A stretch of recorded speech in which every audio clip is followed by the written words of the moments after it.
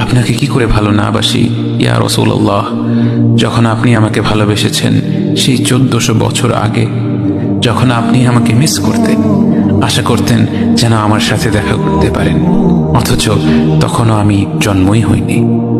সেদিন সাহাবীরা আপনার চোখে পানি দেখে বলল, ইয়া রাসূলুল্লাহ, আপনি কাঁদছেন কেন?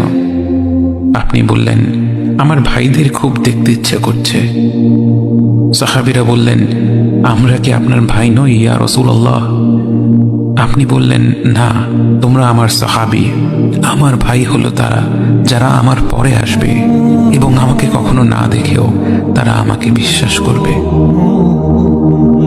মৃত্যু শয্যায় শুয়ে আপনার অন্তরে এই চিন্তা ছিল যে আমাদের পরিণতি কি হবে।